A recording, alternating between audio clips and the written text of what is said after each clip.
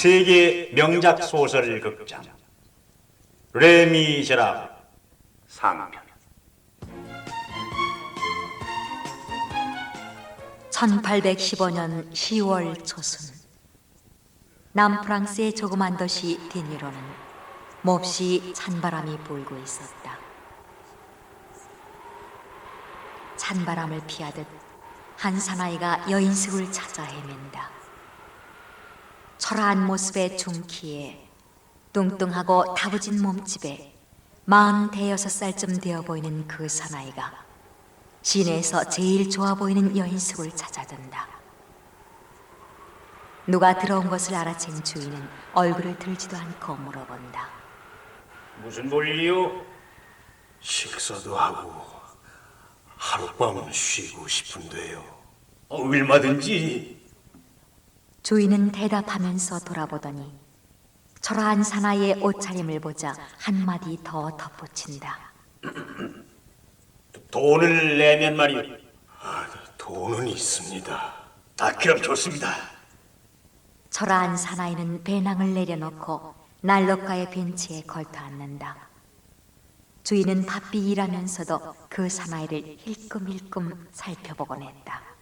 식사는 금방 되겠습니까? 거의 다 됐소.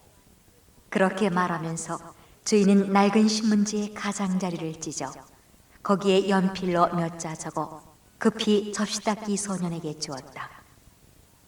그리고 소년의 귀에 대고 귓속말을 하자 소년은 시청적으로 슬그머니 빠져나갔다. 나그네는 그것을 보지 못했다. 그는 한 번 더 물었다. 식사는 아직 멀었어? 금방 된다니까요. 얼마 후 소년이 접은 종이를 가지고 돌아왔다. 주인은 얼른 그것을 펴서 읽어본 후 잠시 생각하더니 앉아있는 나그네에게로 다가간다. 당신을 재울 수 없소. 아니 뭐라고요? 내가 돈을 안 낼까 봐서 그러는 겁니까? 돈은 있단 말입니다. 그래서가 아니요. 그럼 무슨 이유로? 지금 빈 방이 없단 말입니다. 그럼 마구간이라도 좋습니다. 그것도 곤란해요. 왜요? 마구간에 말이 가득 들어있기 때문이요. 그렇다면 헛간이라도 좋습니다. 집 한 묶음만 있으면 됩니다. 어쨌든 그 얘긴 저녁을 먹고 나서 합시다. 저녁도 줄 수 없어. 그 말을 듣고 여지껏 공손하던 사나이가 벌떡 일어난다. 아니, 그런 법이 어디 있어? 아무것도 없다네. 아무것도 없단 말이오? 저걸 뭐란 말이오? 예약이 돼 있는 요리라네. 누구한테? 마부들한테. 몇 사람? 12사람. 20명분이나 되질 않소. 모조리 예약한 거고 돈도 미리 받았다네. 여기는 여인숙이지 않소. 난 지금 배가 몹시 고프단 말이오. 한 걸음도 움직일 수 없는 처지라고. 그러니 그 말이 떨어지기가 무섭게 주인은 사나이의 귓전에다 대고 무서운 한마디를 한다. 나가! 뭐라고요? 손님에게 이런 법이 어디 있어? 군소리 들어라 봐야 소용없어. 네 이름이 밝혀졌단 말이야. 장발장, 그렇지? 아니, 네가 들어오는 걸 보고 아무래도 수상하다고 생각했어. 그래서 시청으로 심부름을 보냈단 말이야. 읽을 줄 아냐? 시청에서 써준 회답이야. 자, 한번 읽어봐. 썩 나가! 그 말에 사나이는 그만 고개를 푹 수그리더니 배낭을 들고 묵묵히 나간다.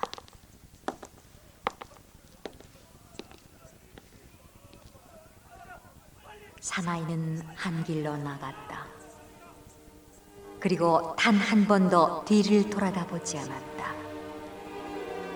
그런데 그가 만일 뒤를 돌아다보았더라면 여인숙 주인이 문 앞에서 여인숙 손님들과 행인들에게 둘러싸여 왁자지껄 떠들면서 자기에 대한 얘기를 주고받는 것을 봤으리라.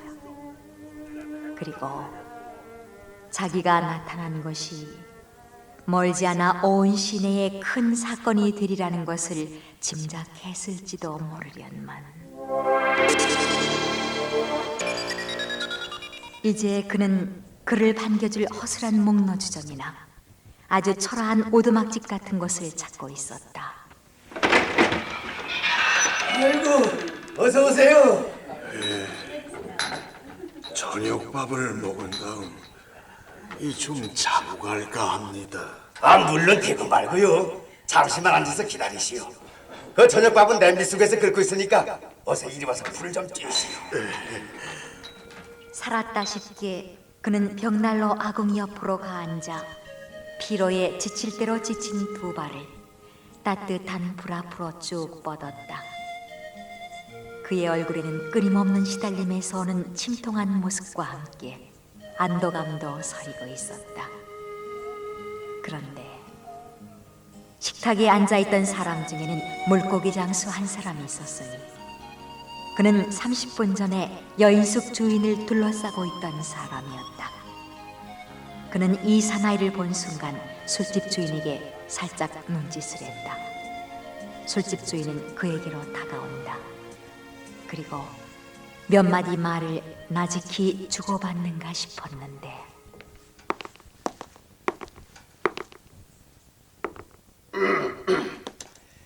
당신 여기서 나가줘야겠어. 당신도 내 이름을 알고 있군요. 그렇소. 나는 여인숙에서도 쫓겨났습니다. 그러니까 여기서도 나가줘야겠어. 그럼 어디로 가라는 겁니까? 그걸 내가 어찌하오? 하여튼 여기서 나가시오. 나그네는 다시 힘없이 지팡이와 배낭을 들고 쓸쓸히 밖으로 나간다.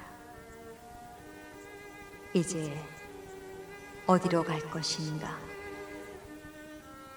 정처 없이 걷던 그의 발길이 우연히 멈춘 곳은 다름 아닌 형무소였다. 그는 형무소 문 앞에 매달려 있는 종을 쳤다. 그러자 구멍문 하나가 열렸다. 그는 공손히 모자를 벗으며 말했다. 간수 양반, 절 감방에다가 오늘 하룻밤만 재워주시지 않겠습니까? 감옥은 여관이 아니야. 죄포돼서 오면 넣어주지. 이곳에서도 실패였다. 그는 다시 또 무작정 걷고 있었다.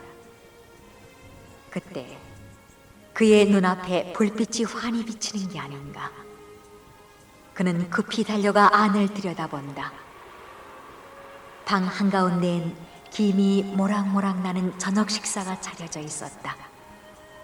사나이는 더 이상 호기심을 참을 수가 없다는 듯 문을 마구 두드린다. 여보, 밖에 누가 온 것 같은데? 오긴 누가 왔겠어요? 누구요? 죄송합니다.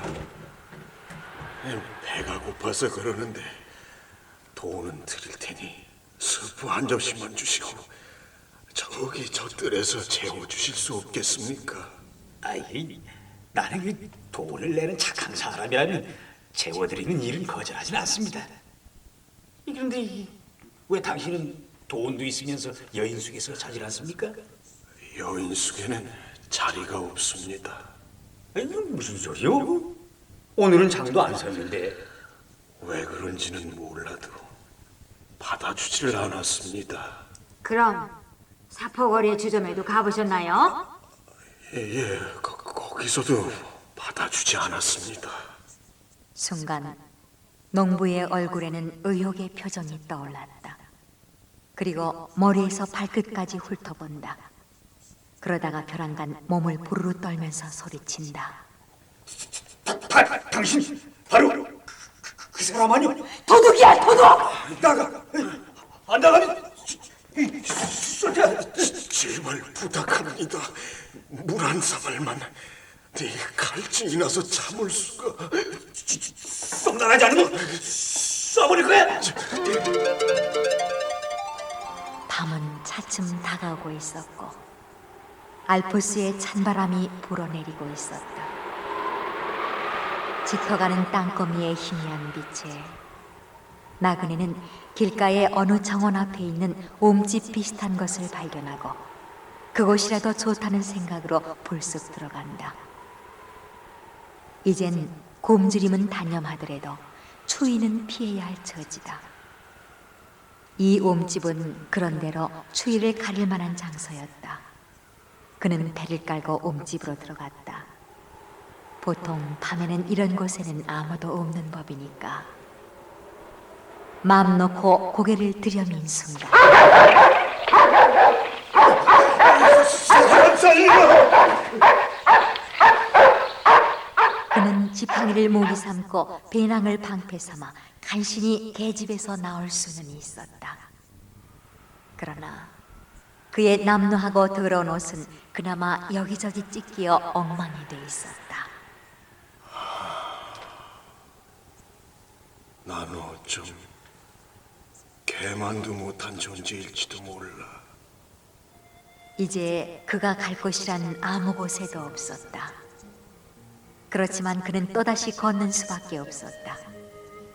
더구나 길을 몰라서 그저 발길 닿는 대로만 걸어갈 뿐이었다. 그러다가 그는 기진맥진하여 아무런 희망도 없이 성당 앞 돌골상 위에 가서 벌렁 누워버린다. 여기서 얼어 죽는 한이 있더라도 다시 일어나지 않을 사람처럼 누워버린다. 그때다. 한 여자가 성당에서 나오다가 어둠 속에 누워있는 나그네를 발견한다. 여보세요? 거기서 뭘 합니까? 정말 친절한 아주머니시군. 보시다시피 난 여기서 잠을 자고 있지 않소. 아니, 이 돌골상에서 말해요? 난 19년 동안이나 나무 침상 위에서 잤어요. 그리고 오늘은 돌 침상에서 자보는 겁니다. 그렇게 밤을 새우진 못할 거예요. 당신은 아마 춥고 배고파 못 견딜 거예요. 가엾게 여기고 하룻밤 재워주실 분도 있을 텐데. 어느 집이고 다 가보았습니다. 그랬더니요? 모두들 쫓아내더군요. 당신은 어느 집이고 다 가보았단 말인가요? 그렇대도요. 저 집도 가보셨어요? 저 집이요? 아니요. 그럼 한번 가보세요.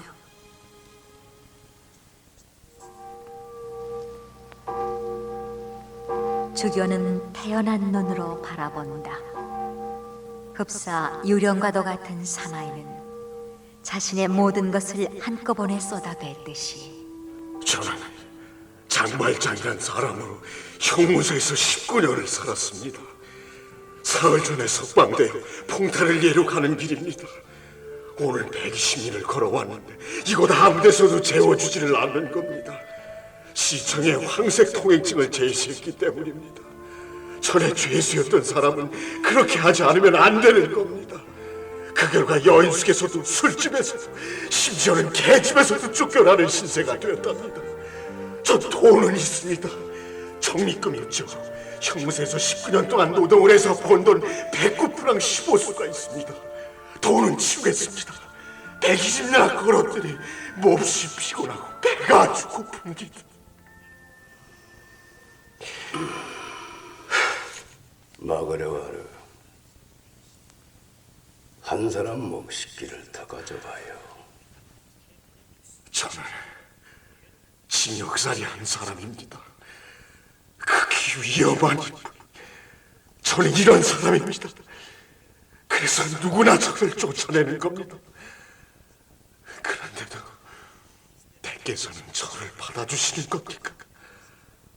여기는 여관집입니까? 자, 앉으시오. 불 쬐시오.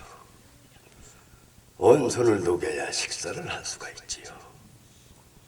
그리고 식사하는 동안 잠자리도 준비할 것이니 아무 걱정 마시오. 정말 저를 재워주시는 겁니까? 저를 쫓아내지 않으실 거고요. 저는 댁에서도 쫓겨날 거라고 생각하고 있었습니다. 밥을 먹는다. 침대도 있고 시트를 깐 침대. 침대에서 자본 지가 19년이나 되는데 당신은 정말 참 좋은 분이신 것 같군요. 제가 돈이 있으니까 반드시 지불하겠습니다. 당신은 여관 주인 양반이시죠? 나는 여기 살고 있는 신부요. 신부라고요? 정말 좋은 신부님이십니다. 신부님은 정말 인정이 많으시군요. 그럼 신부님께서는 저보고 돈을 내라고 하지는 않으시겠지요? 돈은 그대로 가지고 계시오. 이 집은 내 집이 아니라 하느님의 집이요. 이 집의 문을 들어오는 사람에겐 그 이름을 묻지 않고 다만 그에게 고통이 있는가 없는가를 물을 뿐이요. 당신은 고통받고 있고 굶주리고 목마른 사람이므로 잘 오신 것이요. 신부님, 고맙습니다. 내게 감사할 필요는 없는 것이요. 안식처를 구하는 사람 외에는 아무도 이 집은 제 집이 아니라. 사나이가 너무 빠른 속도로 먹어치우는 바람에 간소하게 차린 식사는 이내 끝나버렸다. 신부님, 맛있게 잘 먹었습니다. 고맙습니다. 그런데 절 몰아낸 여인 속에선 마부들도 이보다 더 잘 먹던데요. 그 사람들은 우리들보다 일을 더 많이 합니다. 그 사람들이 더 부자입니다.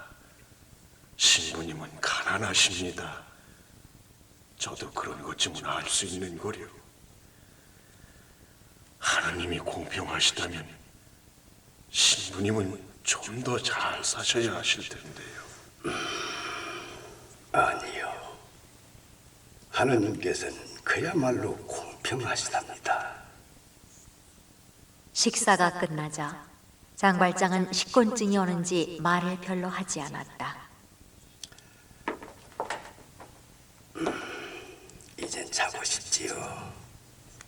방에 안내하겠소.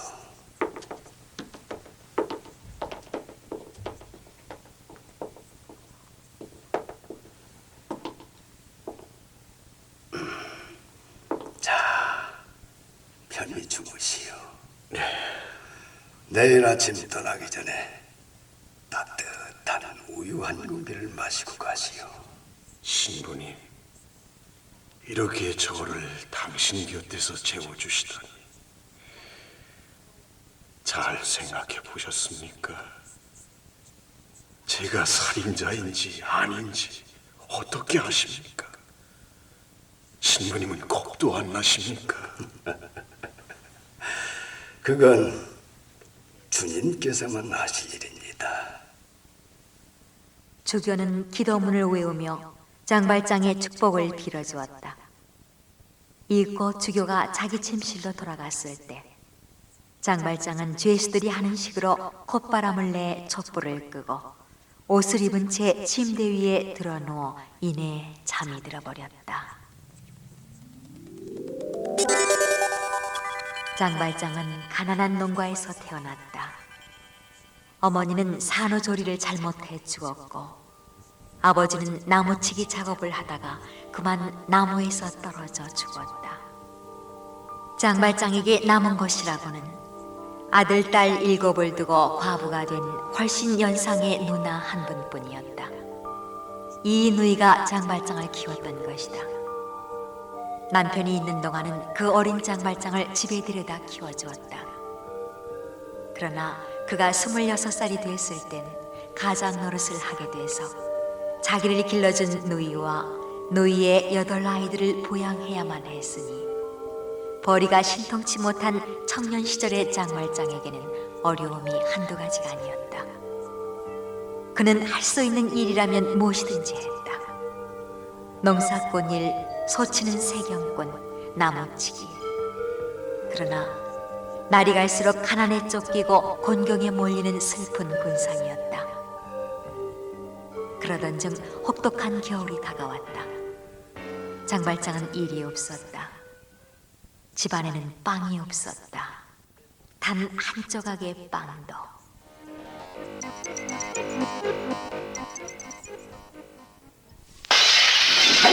아니 저놈이 도둑이야! 도둑 잡아라! 도둑이야! 빵집 주인 모베르가 막 잠자리에 들다가 창살과 유리를 한꺼번에 때려 부순 구멍으로 빵 한 조각을 훔쳐가는 도둑놈을 발견한 것이었다. 빵집 주인은 급히 밖으로 뛰어나갔다. 장발장은 빵을 내던지고 전속력으로 도망을 쳤지만 빵집 주인은 끝내 그를 잡고 말았다. 그때가 1795년이었다. 그는 붉은 죄수복으로 갈아입혀졌다. 과거의 모든 생애는 일체 사라지고 이름마저 없어졌다. 이제 그는 장발장이 아니라 24,601호였다. 노인은 어찌 됐으며 또 일곱 아이는 어찌 됐을까? 이러한 것은 언제나 결과가 뻔한 것이었다. 그 가련한 자들은 결코 의지할 데 없는 몸으로 인도자도 안식처도 없이 바람 불고 물결 치는 대로 흩어졌다. 그가 감옥살이 한 지 거의 4년이 흘러갈 무렵 그에게 탈옥할 기회가 왔다. 그의 감방 친구들은 형무소라는 그 비참한 곳에서 흔히 볼 수 있는 것처럼 그를 도왔다. 마침내 그는 탈옥했다. 하지만 그는 이틀 동안 들판을 헤매다가 그만 다시 체포됐다. 재판소는 이 죄로 인해 3년의 형기 연장을 했다. 그래서 그의 형기는 8년이 됐는데 6년째에 다시금 탈옥할 기회가 왔다. 그는 망설이지 않고 시도를 했지만 전과 같이 성공도 못해보고 잡히는 신세가 됐다. 그런데 간수들에게 잡힐 때 반항을 한 것이 문제였다. 탈조와 반항. 특별법으로 규정되어 있는 그 범죄는 5년 중형에 2년의 철수형을 받은 것이다. 합계 13년이 된 셈이 아닌가. 그런데 13년 때 다시 기회가 왔다. 그러나 아깝게도 미수에 그치고 말았다. 이 새로운 탈옥죄로 말미암아 또 3년이 가용돼서 합계 16년이 됐지만 그는 굽히지 않고 1년이 지나지 않아 마지막으로 다시 한번 탈출을 감행했으나 겨우 4시간 만에 잡히고 말았다. 이 4시간 때문에 또 3년이 덧붙여졌다.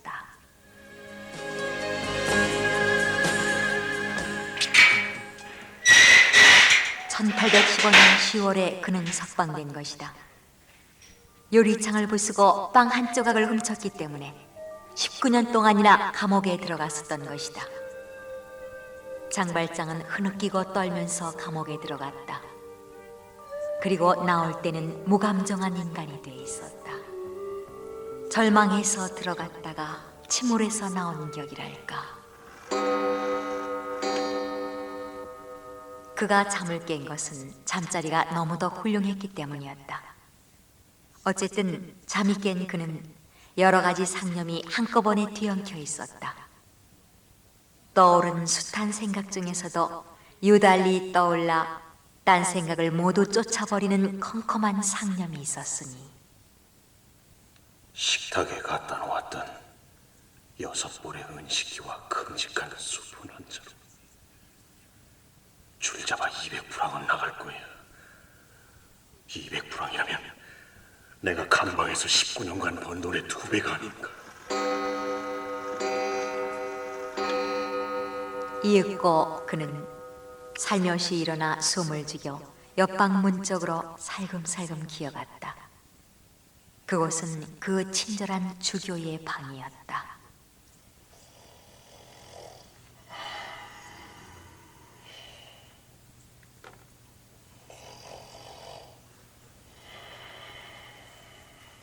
그는 잠자는 주교의 모습을 내려다본다. 어딘지 숭고한 데가 있었다. 그러나 지금 만일 깨어난다면 파멸이 있을 뿐이다. 그의 무시무시한 눈초리 밑에서 주교는 여전히 깊은 평화 속에서 잠자고 있었다. 갑자기 짱발짱은 모자를 뒤집어 쓰더니 주교는 본체 만체 침대 머리맡에 보이는 벽장을 향해 걷는다. 그는 자물쇠를 부수려는 듯 촛대를 높이 쳐든다. 그러자 열쇠가 거기 있었다. 그는 재빨리 열었다. 이때 그의 눈에 맨 먼저 띈 것은 은그릇. 가까이 보니 250프랑을 로끈히 받겠는걸. 이제는 조심하는 기색도 없고 발소리 같은 것도 상관없다는 듯이 성큼성큼 방을 지나 배낭 속에 은그릇을 집어넣고 정원을 지나 담을 뛰어넘어간다.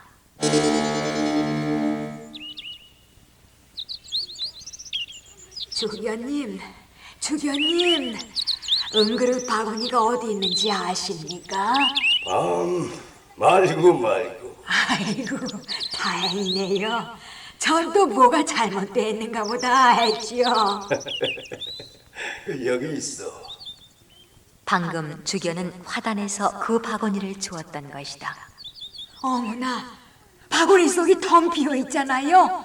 은그릇은 어디 갔지요? 은그릇? 그건 나도 모르겠는걸. 아이고, 분명 도둑을 맞은 거라고요. 어쩐 덕에 그 산에 움직여 틀림없어요. 노파는 그렇게 외치면서 정원 안 모퉁이를 바라봤다. 담벽 한 구석이 무너졌던 것이었다. 주교님, 저길 보세요. 우리 은그릇을 훔쳐가지고 저리로 도망친 거예요. 그런데 그 은그릇이 우리 물건이었던가? 예? 아니, 그게 무슨 말씀이세요? 마그르와르, 오래전부터 그 은그릇을 가지고 있었지만 그것은 내 잘못이었어. 참, 그건 가난한 사람들의 것이었어. 이제 당장 주교님은 뭘로 식사를 하실 참이세요? 걱정이 그건가? 왜 그 주석 그릇이 있지 않은가? 주석 그릇은 냄새가 나는데요. 그럼 새 그릇을 쓰지. 쇠라면 묘한 냄새가 날 텐데요. 그러면 나무 그릇이 좋겠구려. 이를 어째? 그때였다.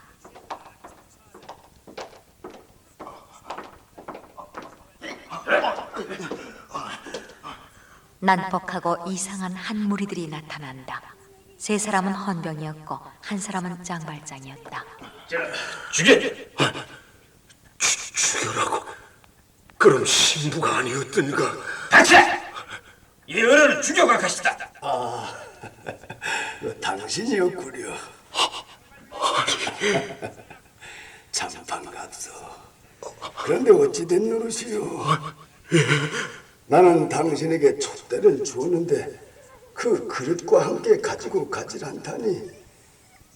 짱발장은 두 눈을 멀거니 뜨고 이 거룩한 주교를 바라보았다. 그 표정은 어떠한 말을 가지고도 표현할 수가 없었을 것이다. 주교, 그러시다면 이 사람이 한 말은 거짓말이 아니었습니까? 저희는 이 사람을 만났는데 꼭 도망치는 사람 같아서 좀 조사 좀 해보려고 붙들었습니다. 그랬더니 이 은그릇을 가지고 있지 않겠습니까? 그렇다면 그냥 보내도 좋겠습니다. 수고했습니다. 그만 돌아가시지요. 네, 잘 알겠습니다. 헌병은 격려를 하고 나서 부하들을 데리고 나가며 이상하다는 표정을 짓는다. 주교님이 틀림없이 저 사내를 두둔하는 것이야. 어쨌든 저놈은 은그릇을 훔친 혐의가 짙다. 우선은 놔주지만 앞으로 저 녀석이 가는 곳마다 헌병님의 경찰에 연락을 해놔야지.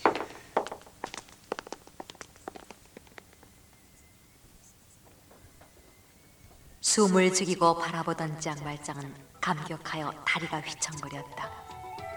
온몸의 힘이 일시에 풀려버린 느낌이었다. 이번에 붙잡히면 종신징역인 것이다.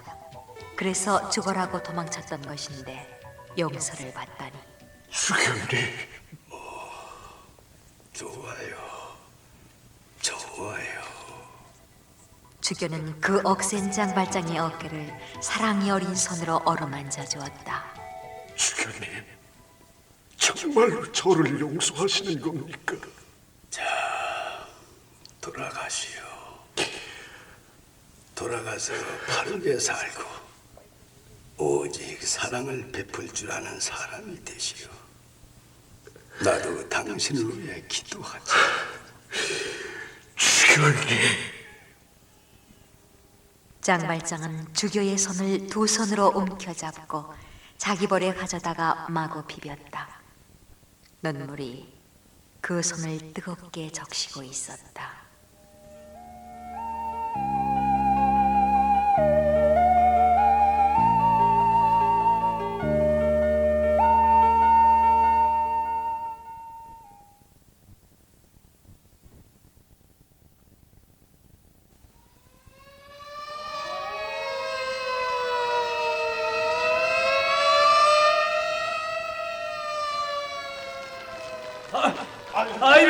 아이를 구해야 한다. 그해 12월 어느 해질 무렵 파리 북쪽에 있는 몽틀루이오 슈르메르 거리의 헌병대 사무실에 불이 난 것이다. 우리 아이를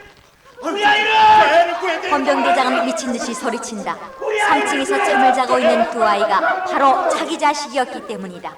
그때 군중 속에서 뛰어나오는 한 사나이가 있었다. 밧줄은 없는가? 그러자 한 서방관이 긴 밧줄을 내밀었다. 그것을 바라던 사나이는 검은 연기를 헤치고 건물 속으로 뛰어들어간다.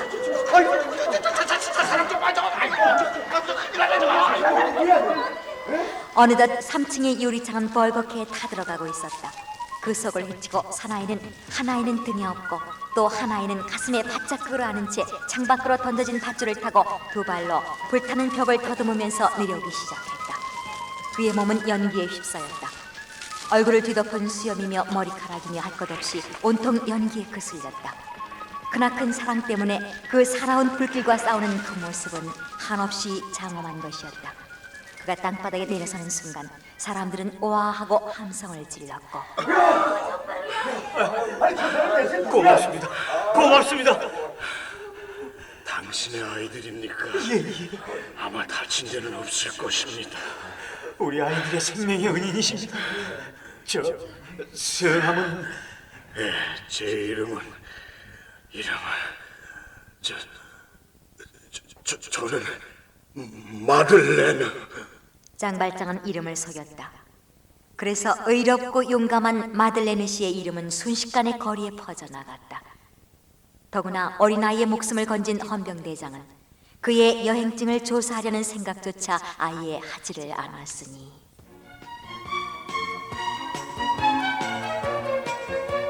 마들렌으로 이름을 바꾼 짱발장은 이 거리에서 살게 됐다. 이 거리는 옛날부터 여인들의 치장품인 구슬을 제조하고 있었다. 그런데 그 원료가 엄청나게 비싸서 직공들에게 많은 삭슬 지불할 수가 없었다. 따라서 그 생산량도 시원치가 않았다.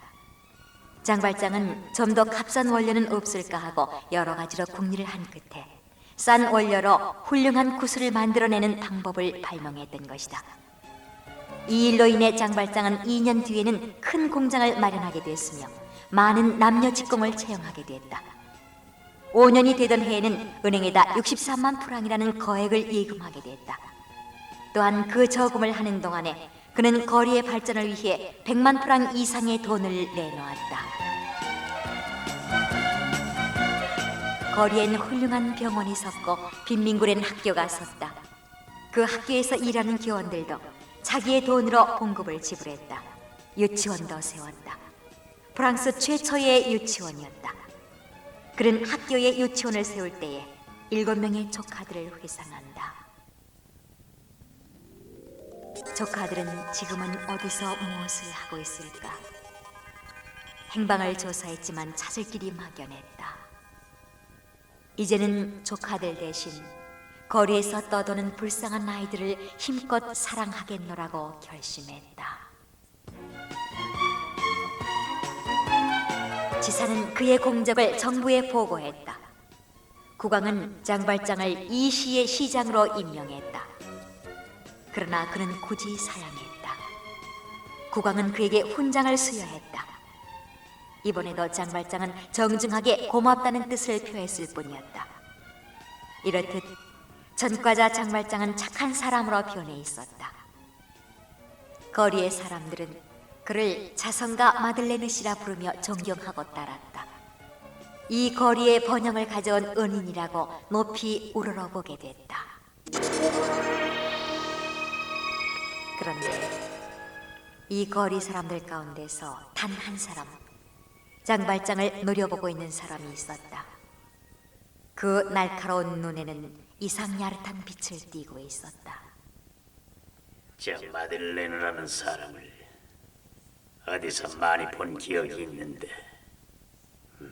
그래, 전과자 장발장을 닮았어. 새로 부임해온 자벨 경감이었다. 그는 법률을 엄격히 지키는 일과 상관의 명령에 절대 복종하는 일밖에는 아무것도 몰랐다. 제 아무리 날쌘 도둑도 이 경감에게 일단 주목당하면 애누리 없이 잡히고 만다. 그런 자벨 경감이 악착스럽게 장발장을 주목하기 시작했으니, 장차 장발장의 신변에는 어떤 위험이 닥칠런지. 큰일 난다! 포실방 영감이 잘 죽었다! 어느 날 장발장은 산책하던 길에서 사람들의 아우성 소리를 듣고 급히 달려갔다.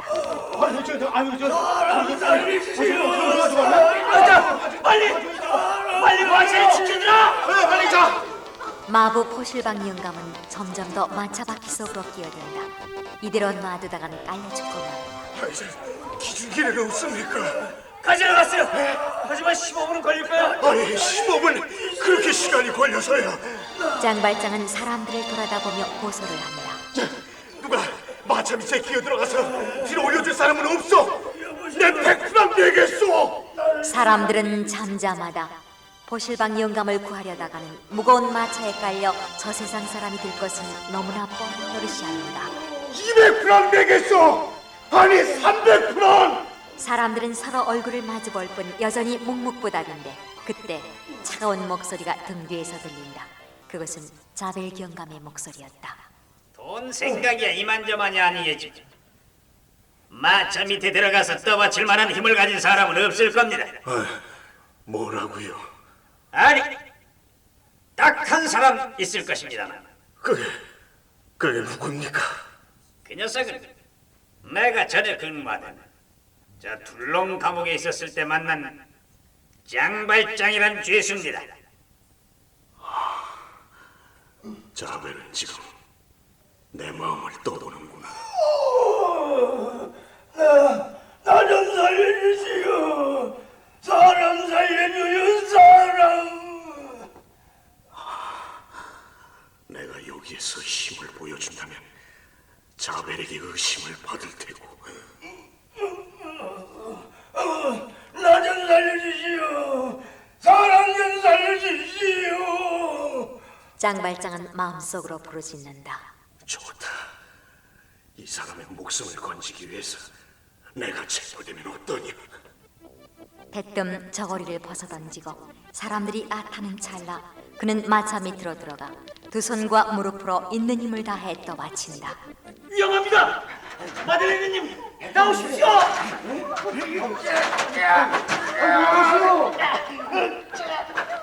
그가 최후의 힘을 쓰자 이윽고 마차는 들리기 시작한다.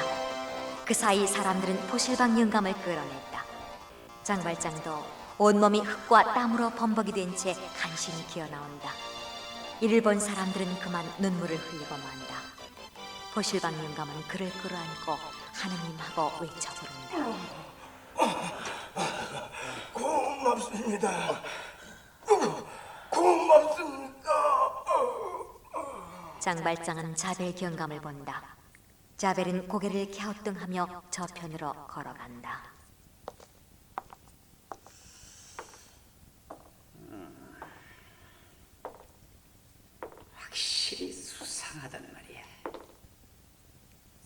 그렇지만 이렇다 할 증거가 잡히기 전엔 체포할 수가 없지. 하지만 아무 때라도 기어코 달을 벗겨놓고야 말 테다.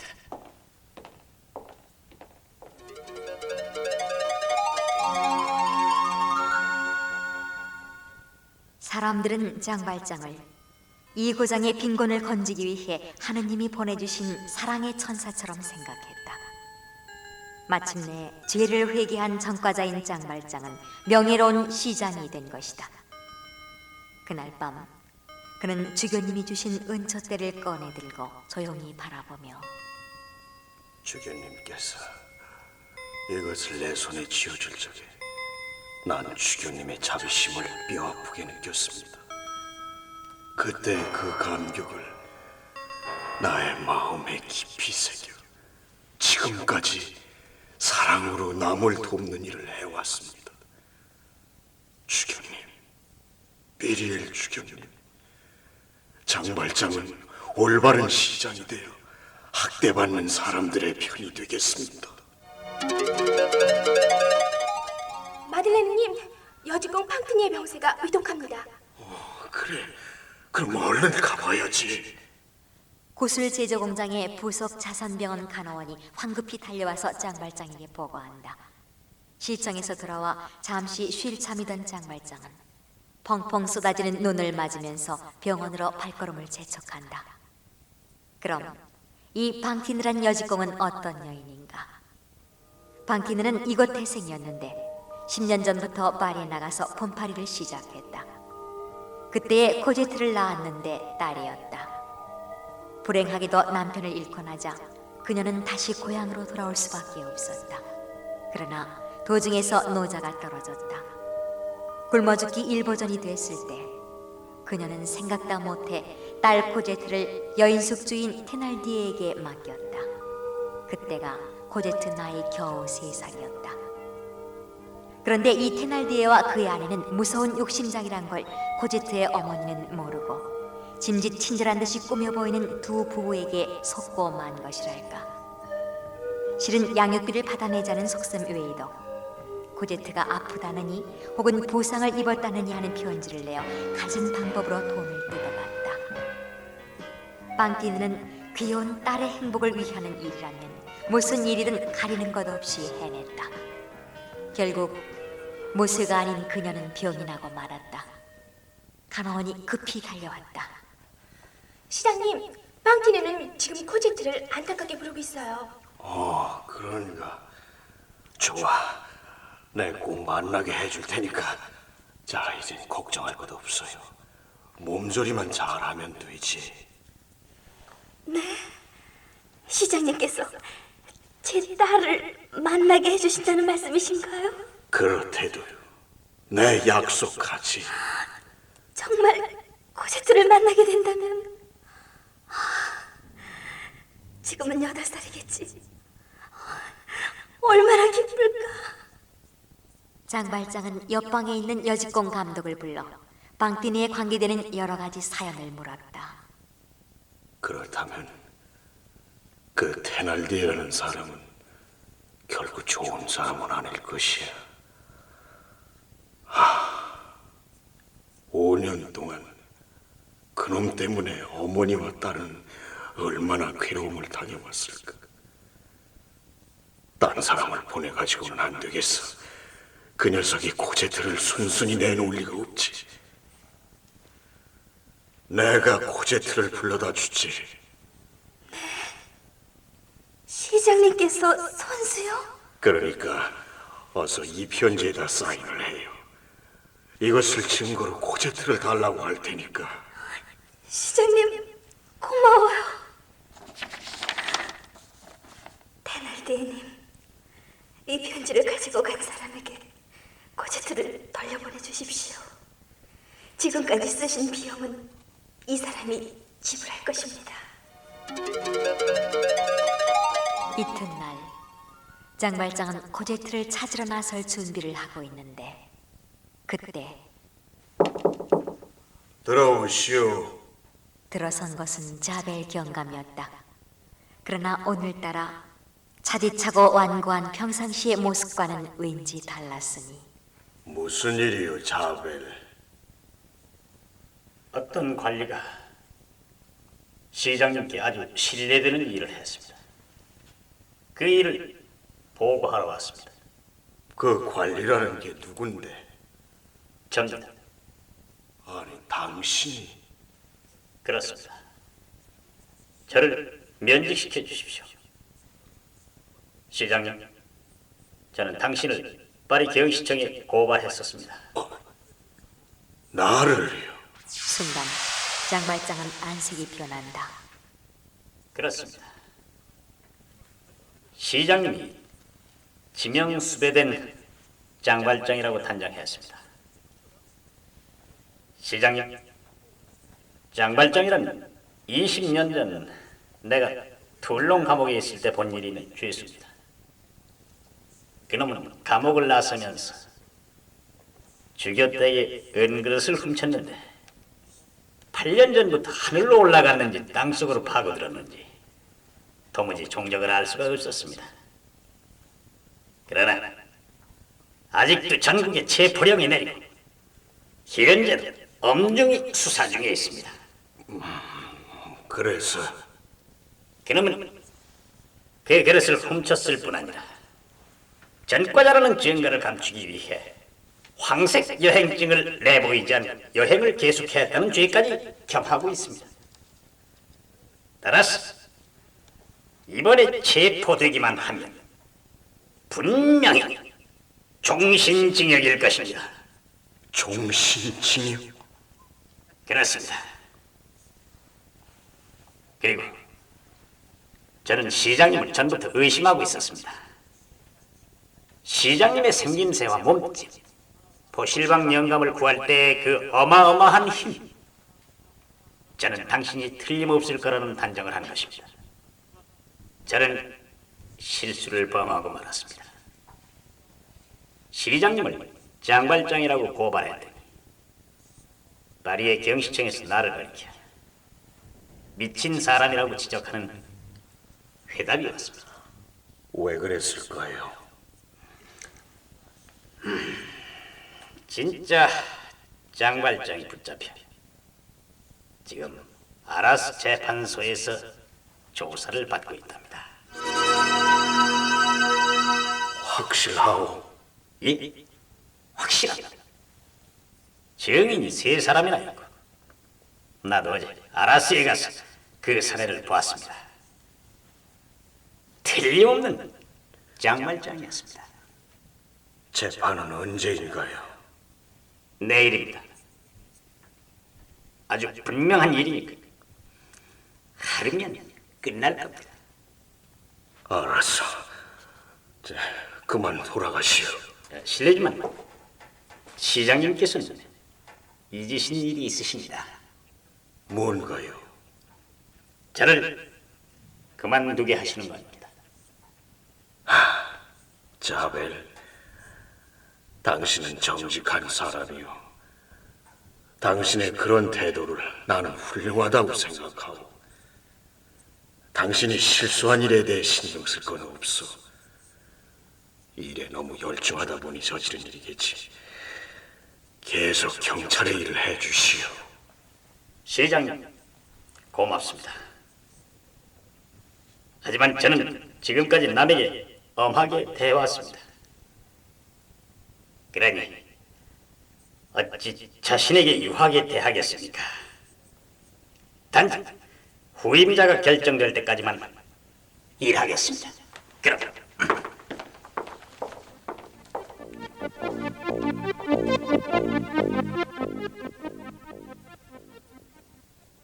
자벨은 그 사람이 장발장이라고 믿고 있다. 그는 장발장을 손에 넣은 것이다. 그리고 그는 경찰을 그만두면 이곳에 있을 수가 없게 된다. 그러면 내가 나서지만 않으면 되는 것이다. 그는 이렇게 생각하고 안도의 숨을 내쉰다. 하지만 왠지 그의 마음은 편하지가 않다. 지금까지 내가 깨끗하고 바르게 살려고 한 것은 무엇 때문이었던가? 본명을 숨기고 경찰의 눈을 피하기 위해서였던가? 아니, 그렇지 않아. 그렇다면 갇혀있는 가짜 장발장을 구해야 한다. 장발장은 책상 서랍 속의 것을 정리하기 시작했다. 난로에 태워야 할 것은 모조리 태웠다. 그러다가 문득 그는 빵띠느가 생각났다. 이 일을 어쩌지? 내가 자수하여 형무소에 들어가면 저 가엾은 여인은 어떻게 될까? 또 내가 없게 되면 이 시의 사람들은 어떻게 될까? 난 다른 사람들도 생각해야 한다.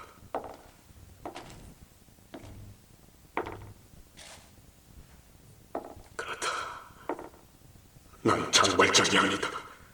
마들렌이야. 그 가짜 장발장은 형무소에 들어가게 되는 것이지만 노인이라서 어차피 이제는 얼마 살지 못할 사람이 아닌가. 그렇다면 내가 장발장이라는 친구를 모조리 없애야 한다. 그는 호주머니에서 열쇠를 꺼내어 벽 구석에 있는 비밀금고의 문을 열었다. 작업복과 낡은 바지, 그리고 배낭이며 지팡이를 모두 불 속에 던져 넣는다. 그러다가 문득 난로 위에 은촛대가 생각났다. 그렇다. 이것도 여기에 두서는 안 돼. 그는 은촛대를 집어들어 불 속에 던져 넣으려 했다. 그렇게 하면 그것은 순식간에 녹아버릴 것이다. 그때다. 어디선가 자기를 부르는 소리가 들려왔다. 장발장, 너는 주교님을 잊으려 하는가? 은초대를 주시면 내게 한 맛을 벌떠이셨는가? 한 노인이 옥살이를 하게 된 것을 모른 채하고 시장으로서 버젓이 행사를 하겠단 말인가? 그것도 좋을 것이다. 모두들 너를 축복하며 그러나 단 하나의 목소리가 너를 저주하리라. 영원히. 그는 주위를 둘러보았다. 보이진 않았으나 분명히 누가 있었다. 난 얼마나 어리석은 인간이란 말이냐. 그는 은촛대 앞에 꿇어앉는다. 그의 마음속에서 악마의 목소리가 사라진 것이다. 회개의 눈물이 볼 위를 흐른다. 주교님, 잘못했습니다. 종신징역이 두렵다 보니 무심코 나쁜 마음을 일으켰습니다. 용서하여 주십시오. 전 최후의 일가까지 당신의 교훈을 반드시 지켜보이고야 말겠습니다.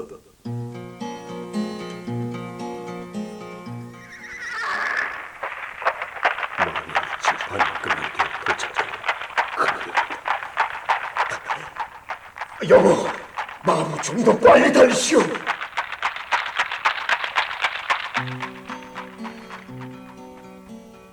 이 사람은 아무것도 시인하려 하지 않습니다. 자기가 저지른 죄뿐만 아니라 자기의 이름마저도 시인하려 하지 않습니다. 자벨 경감을 비롯하여 세 사람의 옛 한패까지 틀림없이 장발장이라고 증언했는데도 말입니다. 검사님, 난 아무것도 훔치지 않았습니다. 사관은 길에 떨어져 있는 것을 주었을 뿐이라오. 그만한 일 가지고 형무소에 잡아넣다니. 그리고 이제는 나더러 장발장이라고 생태를 쓰고 있어.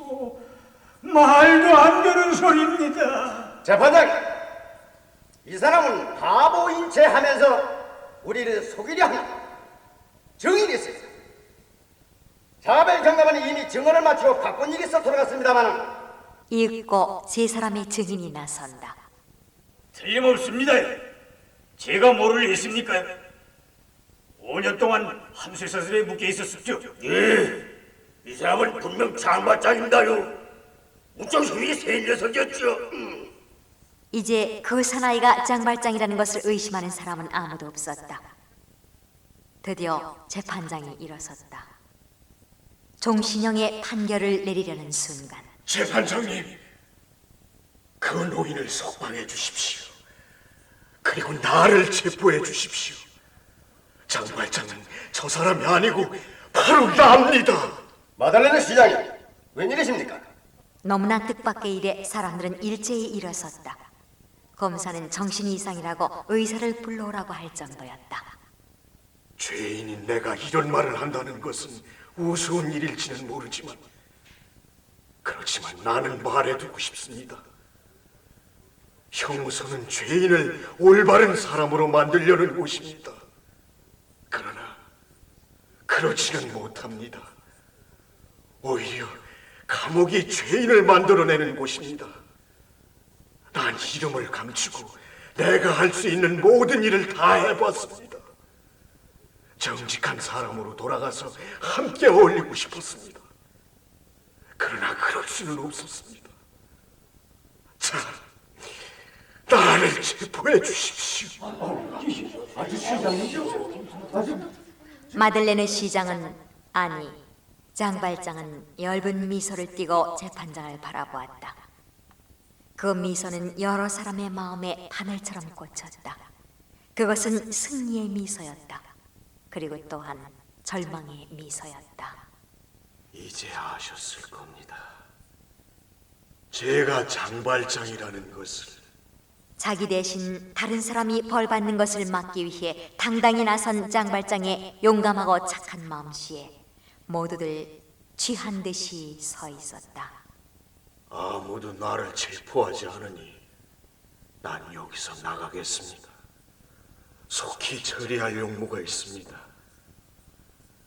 내가 어디 사는지는 잘 아실 테니까 언제든지 날 체포하러 오십시오.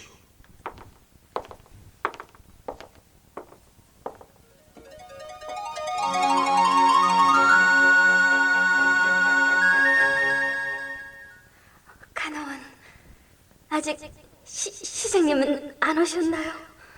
따님이 계신 몽펠메이유 거리까지는 꽤 먼 거리니까 3일은 걸릴 거예요. 조금만 더 참으시면 이제 곧... 네?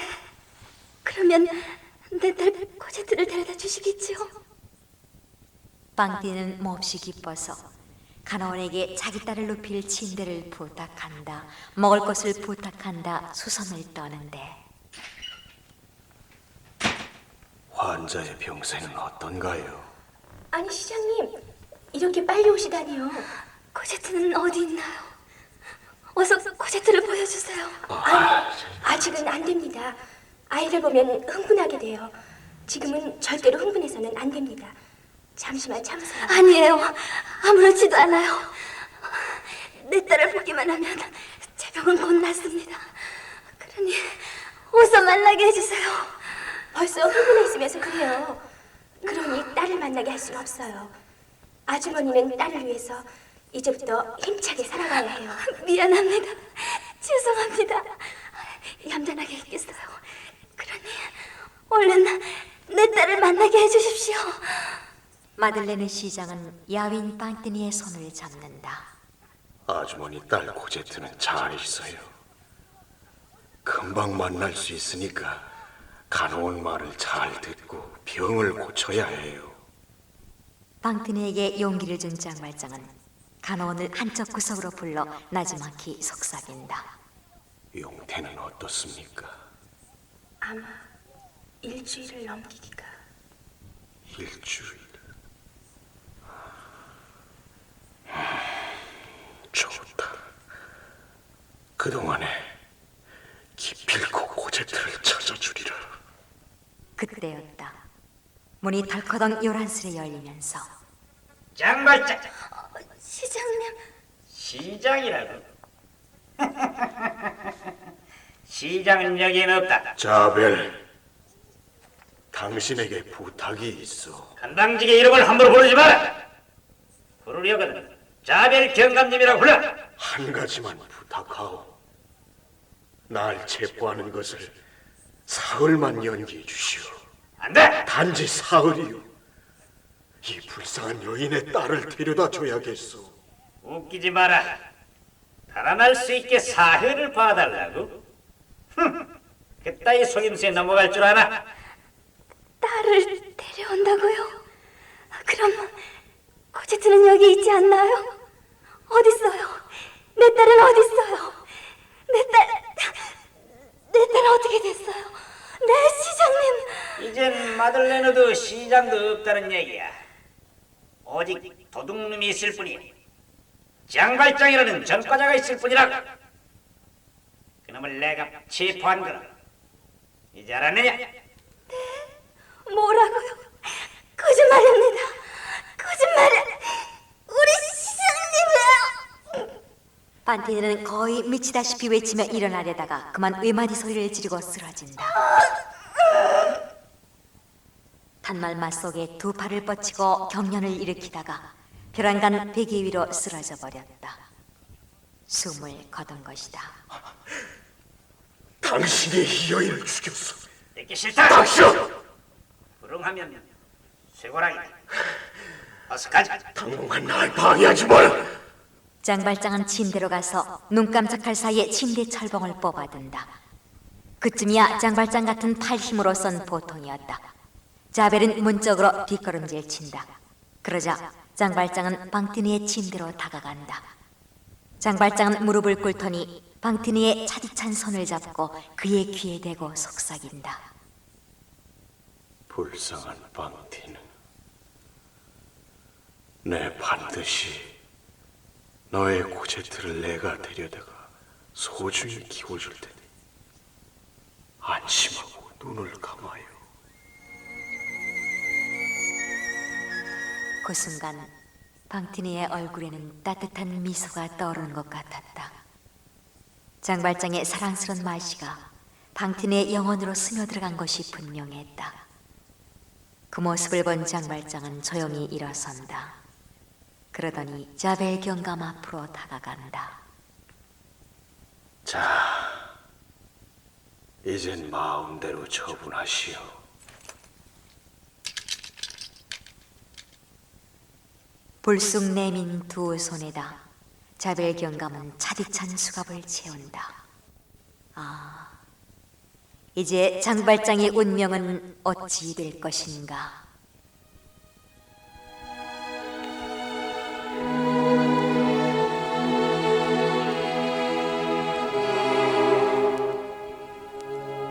지금까지 빅tor 위거 원작 레미제라블 상편을 보내드렸습니다. 감사합니다.